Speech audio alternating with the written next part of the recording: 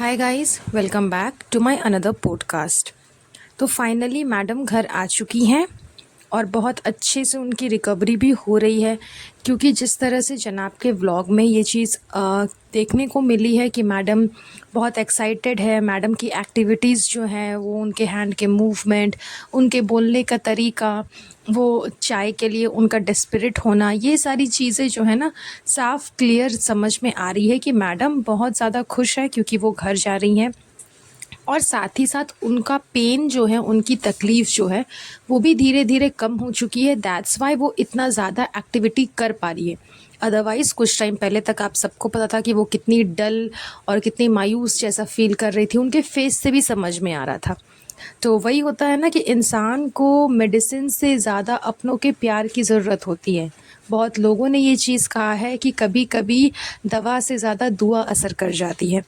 आपको हॉस्पिटल में चाहे जितनी भी फैसिलिटीज़ मिल जाए, जितने भी ट्रीटमेंट मिल जाए, लेकिन अगर आपको ठीक होना है तो आप अपने घर में रहो, घर वालों के साथ में रहो, तो फिर आप देखो आप कितनी जल्दी रिकवर कर पाओगे। जो हॉस्पिटल का एनवायरनमेंट होता है ना, वो देखते ही इंसान को अंदर से डर लगता है, थोड़ी सी झिझक होती है कि हॉस्पिटल में है, हॉस्पिटल में है। एंड वही सारी ट्रीटमेंट अगर जो आपको हॉस्पिटल में मिल रही है, सेम एज़ इट इज़ आपको अपने घर पे अपने बेडरूम में मिलेगी ना, तो आप जो 10 दिन में ठीक होने का है ना, वो 2 दिन में हो जाओगे, एकदम चुटकी बजा के ठीक हो जाओगे। तो ये चीज़ होती है। इसी वजह से मैडम के फेस में भी ये चीज़ क्लियरली दिख रही है कि वो बहुत ज़्यादा खुश है। बहुत जल्दी वो अपने घर वापस चली गई। बहुत अच्छी बात है, क्योंकि उनका बेबी भी बहुत ज़्यादा सफ़र कर रहा है इन सारी चीज़ों से। जैसे ही मैडम घर पहुंचती है तो उनका जो बेटा है रूहान, वो खेल रहा होता है अपनी नानी के साथ में अपने घर पे। तो अपनी माँ को देख कर के बहुत ज़्यादा खुश हो जाता है, बहुत ज़्यादा एक्साइटेड हो जाता है। तो ज़ाहिर सी बात है कि उस बच्चे को भी अपनी माँ की बहुत ज़्यादा ज़रूरत है। दैट्स वाई मैडम जितनी जल्दी रिकवर कर जाए उतना अच्छा है। एंड बहुत जल्दी वो घर चली गई। ये चीज़ भी बहुत अच्छी चीज़ है कि डॉक्टर्स ने फुल सपोर्ट किया, पूरा डॉक्टर्स का सपोर्ट रहा है। सारी ट्रीटमेंट, सारी चीज़ें जो कुछ भी थी वो बहुत प्रॉपर वे में हुई है अकॉर्डिंग टू जनाब एंड मैडम, जैसा इन लोगों ने बताया। एंड इनके व्लॉग में हमने डॉक्टर्स की भी क्लिप देखी। डॉक्टर्स ने भी कहा कि नहीं, आप बहुत जल्दी रिकवर कर जाओगे। वापस से फिर मैडम को किसी ना किसी ट्रीटमेंट के लिए बुलाया गया है। तो खैर ये तो अभी लगा ही रहेगा, क्योंकि इतना मेजर ऑपरेशन हुआ है तो जाहिर सी बात है कि हॉस्पिटल विजिटिंग तो करनी ही करनी पड़ेगी मैडम को। कितने सारे कॉम्प्लिकेशंस है, कितने सारे प्रिकॉशंस है जो कि अभी मैडम को लेने पड़ेंगे। तो उन सब चीज़ों के लिए उनको फिर से बुलाया गया है, तो वो आना जाना वो उनका लगा ही रहेगा। लेकिन थैंक गॉड कि वो एटलीस्ट अपने घर पहुंच गई और बहुत जल्दी रिकवर भी कर जाएंगी, क्योंकि घर का एनवायरनमेंट, जब अपने घर का एनवायरनमेंट मिलता है ना, तो इंसान बहुत जल्दी हर चीज़ से बाहर निकल जाता है। तो मैडम के घर आते ही सारे फैमिली मेम्बर्स एक एक कर करके उनसे मिलने आ रहे थे उनके रूम में। उनकी मम्मी तो खैर अवेलेबल थी ही वहाँ पे। एक छोटा सा कोई बच्चा भी था जो कि रूहान के साथ में खेल रहा था। और फिर धीरे धीरे सुटारा बेगम पहुंचती है, बेटी खाला लोग पहुंचती है, साहिबा पहुंचती है। साहिबा एक बुके लेकर के आती है अपनी भाभी के लिए। तो धीरे धीरे हर एक फैमिली मेम्बर्स आते हैं, आकर के मैडम से मिलते हैं, इंटरेक्ट करते हैं, ये सारी चीज़ें करते हैं। बट जो अटपटी चीज़ है इनके ब्लॉग में, जो अलग सी चीज़ है देखने को जो मिल रही है, कि किसी को, किसी भी इंसान को, फैमिली मेम्बर्स में से किसी भी इंसान को ऐसी कोई ख़ास खुशी नहीं है कि मैडम घर आ गई हैं। बिकॉज़ कोई वेलकम नहीं किया गया उनका। मैडम आ रही हैं, हॉस्पिटल से निकल रही हैं, वहाँ पे भी सिर्फ अकेली हैं जनाब के साथ। और जो जनाब की टोली है, धर्मदादा वगैरह वगैरह, ये लोग पहुँचे हुए हैं। और उसके बाद घर आने के बाद भी नीचे कोई भी नहीं है। मैडम जनाब खुद ही गाड़ी से उतर करके ऊपर वाले फ्लैट तक आते हैं और फ्लैट में डायरेक्ट अपने फ्लैट में चले जाते हैं। बीच में ना तो मैडम जाती है सुटारा बेगम के फ्लैट में, ना ही साहिबा के फ्लैट में, डायरेक्ट अपने फ्लैट में। तो साहिबा का तो चलो समझ में आता है, साहिबा का फ्लैट ऊपर है, मैडम से ऊपर है, लेकिन सुटारा बेगम का तो नीचे है ना। तो वो उनसे मिल सकती थी, सुटारा बेगम उनका वेलकम कर सकती थी कि ज़रूरी है कि तुम आई हो तो डायरेक्ट अपने ही फ्लैट पे जाओ, कि आओ पहले रेस्ट कर लो, बैठो, उसके बाद तुम ऊपर जाना। डायरेक्ट नीचे से सीधे ऊपर चले जाना, वो भी इतनी बड़ी सर्जरी के बाद, वो हॉस्पिटल से आई है। जब आपके पास में नीचे रूम है, नीचे घर है, तो क्यों नहीं हम 2 मिनट नीचे ही वेट कर ले, पानी वगैरह पी ले, हल्का हो जाए, देन फिर ऊपर जाएंगे। तो ये होनी चाहिए फैमिली की रिस्पॉन्सिबिलिटी, ये सारी चीज़ें फैमिली को करना चाहिए, बट ऐसा कुछ भी नहीं है। घर पे 3-3 4-4 बच्चे हैं, लेकिन बच्चों में से किसी ने भी कोई एक्टिविटी नहीं की मैडम के लिए, उनकी वेलकमिंग के लिए कुछ भी नहीं किया। चलो बड़ों का समझ में आता है कि उनको उतना बुद्धि नहीं है, उनको नॉलेज नहीं है वेलकमिंग करने का, ओके, बट बच्चे तो कर सकते थे ना, क्योंकि साहिबा ने जिस हिसाब से बताया कि हम ईद नहीं सेलिब्रेट करेंगे, लेकिन बच्चों का क्या है, वो उनको तो खैर ये सब चीज़ करना है। हम बच्चे का नेम जो है वो कोई एडवांस तरीके से रिवील नहीं करेंगे, लेकिन बच्चों का मन है कि उनको कुछ अलग करना है, तो इसलिए कर रहे हैं। तो बच्चों का मन सिर्फ खुशी जताने का होता है, और खुशी जताने का है भी तो सिर्फ साहिबा की खुशी, मैडम की खुशी कोई मैटर नहीं करती।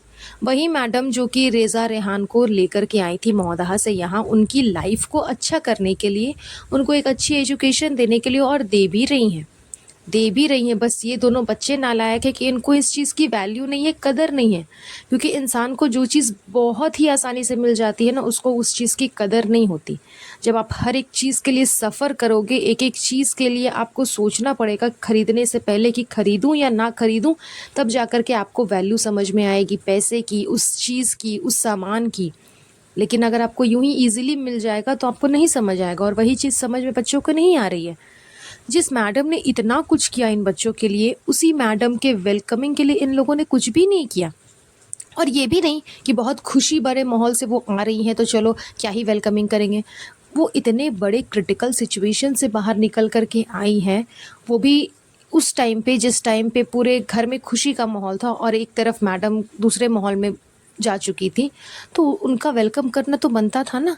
एटलीस्ट आप बलून से नहीं सजा रहे हो, आप फ्लावर से नहीं सजा रहे हो, कम से कम गेट पे खड़े तो रहते, नीचे जा कर के खड़े तो रहते, पार्किंग जोन में खड़े रहते, कम से कम मैडम आती तो उनको ये तो खुशी मिलता कि मेरी पूरी फैमिली मेम्बर्स मेरे लिए है यहाँ पे मौजूद। बट नो, कोई भी अवेलेबल नहीं था, कोई नहीं आया। सीधे मैडम अपने फ्लैट में चली गई। उसके बाद सब फॉर्मेलिटी निभाने के लिए वहाँ पहुँच जाते हैं, और जिस तरह की बातें ये लोग कर रहे हैं, जिस तरह की बोल ये लोग बोल रहे हैं, मतलब पक्का समझ में आता है कि किसी को कोई मतलब नहीं था। मैं इस पॉडकास्ट में ज़्यादा उस चीज़ पे डिस्कस नहीं करूँगी, मैं प्रॉपर नेक्स्ट पॉडकास्ट में आप लोगों को बताऊँगी एक एक चीज़ जो कि इनके ब्लॉग में मेंशन करने लायक है, देखने लायक है, और समझने लायक भी है कि यार इतना भी कोई कैसे गिर सकता है। जो फैमिली, जिस फैमिली की मैडम इतना गुणगान गाती है, इतना गुणगान गाती है, उस फैमिली की असलियत इस टाइप की है। ऐसी है फैमिली, एग्जैक्टली में क्या फैमिली ऐसी ही होती है। जो साथ में नहीं रहते, जॉइंट फैमिली में नहीं रहते, उनका समझ में आता है कि उनके पास है ही नहीं, अवेलेबल ही नहीं है फैमिली, तो फिर उसको सपोर्ट कौन ही करेगा सिवाय उसके हस्बैंड के। बट जिसके पास इतनी बड़ी फैमिली है ऑलरेडी, साथ ही साथ मोहदा की भी फैमिली है, तो फिर उस इंसान को ऐसे अकेलापन महसूस करना ये कहीं से भी जायज़ नहीं है। ऊपर से वो इंसान जो कि आप लोगों के लिए इतना कुछ ऑलरेडी कर चुका है, वो भी स्टार्टिंग से लेकर के अभी तक मैडम ने एक भी शब्द फैमिली के लिए बुरा नहीं बोला, उनके खिलाफ नहीं बोला। व्लॉग में भी बोला तो अच्छा ही बोला, ये नहीं बोला कि हाँ बदमाश है, ये है, वो है, कुछ भी नहीं। अच्छा ही बोल रही है, अच्छा ही कह रही है, वो कवर अप कर रही है प्रॉपर वे में कि मुझे अपनी फैमिली की इम्प्रेशन जो है ना वो बना करके रखनी है, एज इट इज़, जैसे थी, जिस लेवल में थी उसी लेवल में रखना है। बट लोग तो देख रहे हैं ना कि लेवल कितना नीचे गिर चुका है। उनकी वेलकमिंग के लिए कोई नहीं था, उनसे जब सब कोई मिलने आया तो नॉर्मल सिर्फ फॉर्मेलिटी निभाए जा रहे हैं। सब आकर के सोफ़े पे कोने पे बैठे हैं और मैडम भी साइड में बैठी हुई है। ऐसे होता है? कोई पेशेंट जब रिलीज़ होकर के हॉस्पिटल से घर आता है तो क्या उसको इस तरह से ट्रीट किया जाता है? वो भी इतनी क्रिटिकल सिचुएशन से कि ज़िंदगी और मौत की कहानी थी वहाँ पे।